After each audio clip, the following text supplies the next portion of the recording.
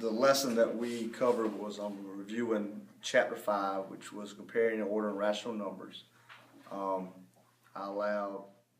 opened up the lesson, giving some examples, kind of asking questions about, just to review if they think about what the chapter was about. We went on with the actual activity, which I gave them and this graphic organizer was a Venn diagram where it was comparing positive, negative integers and fractions and decimals, and how you compare and contrast or compare and order. All right, so this page right here, all right, you're going to take that to this, okay? This is how it's going to look. So it's kind of like a little folder. Y'all see that? Okay. What is that? What is that? Circle is blue. Y'all see that?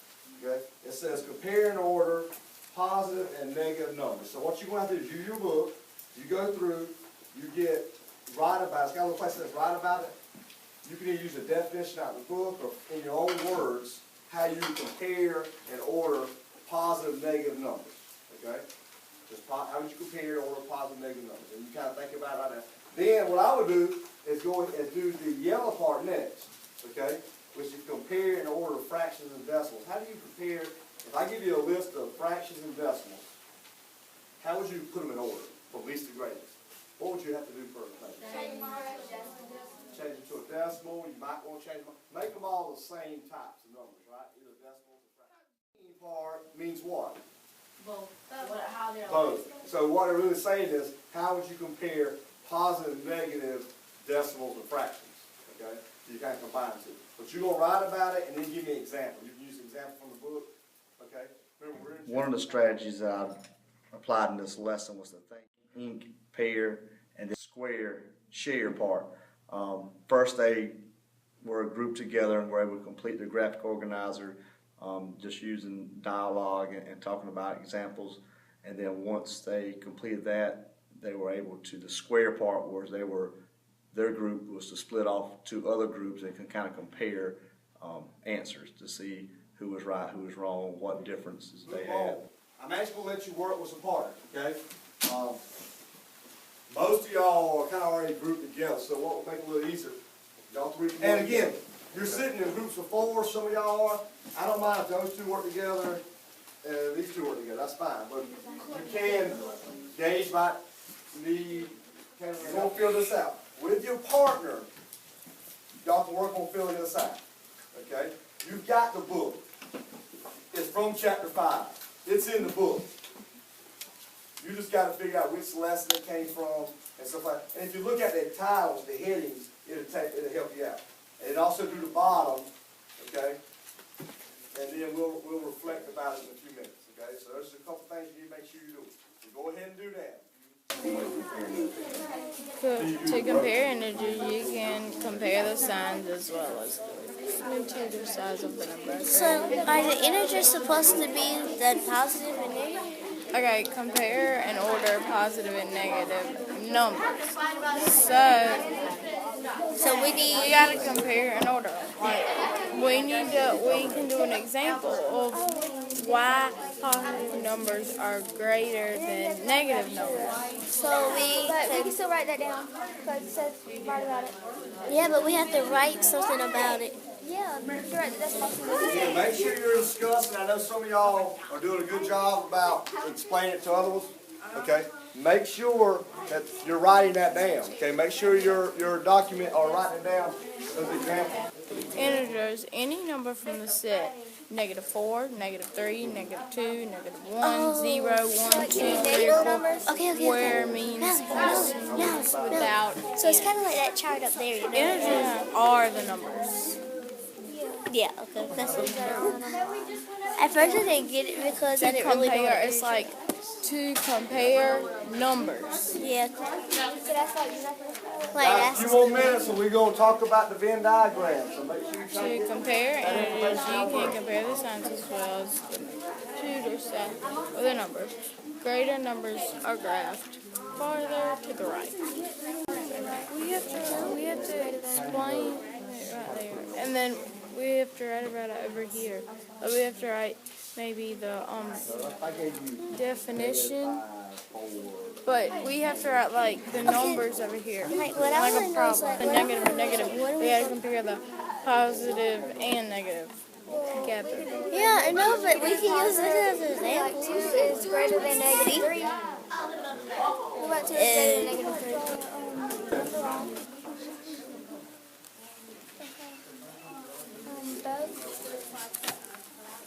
Okay, I got it. I'm about to write the line, like the number line, and just write like a couple of numbers. Negative number. Number 2 is negative number.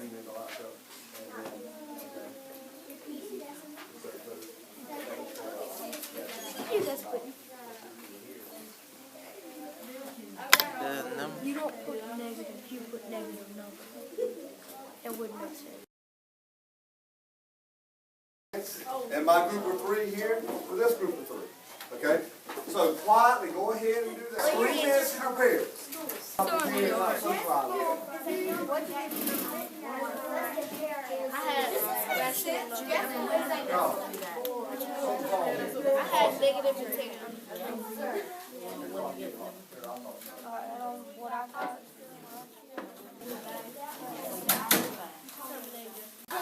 Because opposite of negative 4 is 4. Oh yeah.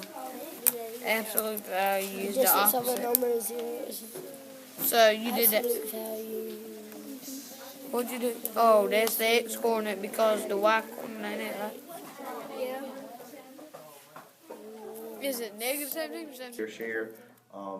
Also kind of got them back settled in, and then we will do a give me 5, which I do pretty much every day. I ask for 5 different students or 5 different groups to give me different answers to different questions, just to see if they're really paying attention. So y'all kind of agreed on one that would be correct. A blank is a number that can be written as a fraction. All right, James. Rational. Rational number. Okay, if you just put rational, that's fine. Rational number. Any number that can be written as a fraction, okay? Now, we talked about this earlier, and I guess your example, I did like a little rational, irrational. What's a irrational? Somebody give me an example of a number that's irrational. A number that don't stop. Okay, it doesn't stop, okay? Oh, that's the thing with the Who's got an example of one? Oh, me. One number that we have, we'll use a lot. Thank you. Pi, because irrational.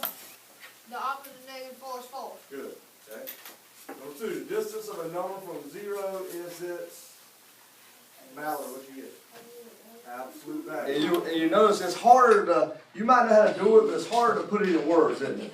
It's hard to sit there and say, okay, I got to write, how can I explain this in words? You can do it, but it's hard. But look, so let's look at a few examples. I think, I'm going to start with Jada's group. Okay, last one, which is what? Compare Okay. fraction and decimal. All right, go ahead. You want to read the problem? What is? If you have to compare a fraction and a decimal, you would just change your fraction into a decimal. Explanation on how to do it. Maybe I didn't read. You could, positive and negative rational numbers can be represented on a number line. Okay, you could put them on a number line. You put them on a number line. A number that's closer to 0 on the negative side is actually what? Bigger. It's greater, okay? Okay, that's kind of what I'm looking for. And now the middle part, both. How do you compare, and this is where you kind of negative 2.3, I had 3/4, I had negative 1/4, and let's say I had 5.3. How would you put those numbers? Decimals. You would try to change them all to decimals? Okay. And then once you do that, what's your next step? You compare them, do which one's best, which one's Okay, which one you know is going to be the smallest? Okay. The negative number. The negative number is always going to be small. So you do the negative numbers first, figure out which one's bigger or smaller, and then you go to the You have to change them into decimal because you know the negative numbers will always be first. Yeah. I wouldn't have to change those two. You're right, because, and think about it. This is negative 2.3, and that's negative 1/4. Which one's actually smaller? 2.3. Yeah. And then another strategy that was used towards the end of the lesson was a exit slip, kind of reflective. strategy to really reflect on the lesson itself or the chapter to see if they really comprehended the concept of comparing and ordering fractions and decimals or rational numbers. So again, the last one would be an exit slip that they would complete and actually give to me as they're leaving the class, so I can kind of look over and see if they're understanding the concept. It says, use the graphic organizer that you completed earlier. It says, how are integers and absolute value used in real-world situations? So they're going to give this, the question of an integer, give a real-world situation how it's used, okay? And then absolute value, maybe the same thing. So fill out those 4 little things. That'll kind of be your